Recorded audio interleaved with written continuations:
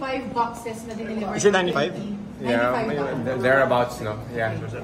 Yung PNP pumunta sa amin ngayon, no? And nag-submit sila ng 95 boxes na in connection with 28 alleged ghost projects that we've asked for them to look into and collate documents that we need for our case build-up. 2882. So basically, yan yung mga sinabit nila sa amin and i-review na natin. So anong mga lugar? Anong mga at saka Iba-iba. It's all around, it's nationwide kasi wala nang kami pinipili.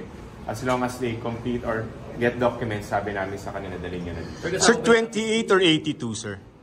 That's 28 or? Ghost projects.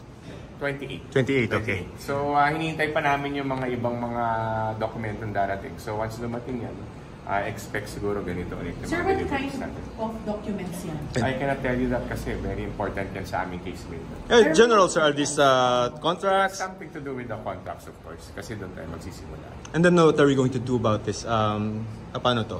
Kasama naman yan sa aming mga isasubmit sa ombudsman if we eventually verify that these are actually ghost projects. Sir, nakita namin may SunWest pa. So, posibleng madagdagan pa yung kaso doon sa SunWest kung may matupasan kayo dyan? Yes, as long as there are ghost projects, regardless kung sino man ang mga kontratista niyan, sasama namin sa aming reference. So, ipaprocess nyo to, of course. I-calculate to and then we will determine who's going to be capable.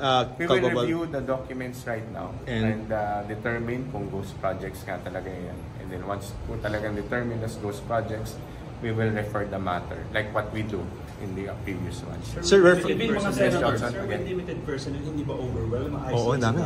Documents na yun? Hindi naman. Kailangan natin kasi yan talagang magiging basehan ng aming mga referrals. So we need to go through those documents. Live stream, sir? Kailan?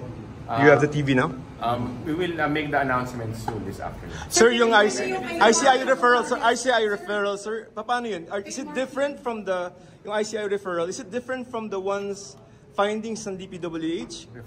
Referral, Martin Romualdez, sir. Di ba, I already explained last Friday that we had a separate submission to the Office of the Ombudsman because nung nalaman namin na merong referral ng DPWH, we saw it proper na isubmit na rin namin kung ano man yung mga dokumento at saka mga ebidensya na meron kami related to that. Sir, ang findings po ba doon, ibig sabihin, sir, wala kayong nakitang culpability ni Speaker? Wala naman kaming sinasabi ngayon. Okay. Sinasabi lang namin, sinasubmit lang namin to help the Ombudsman in their investigation. Alright, well, thank you, sir.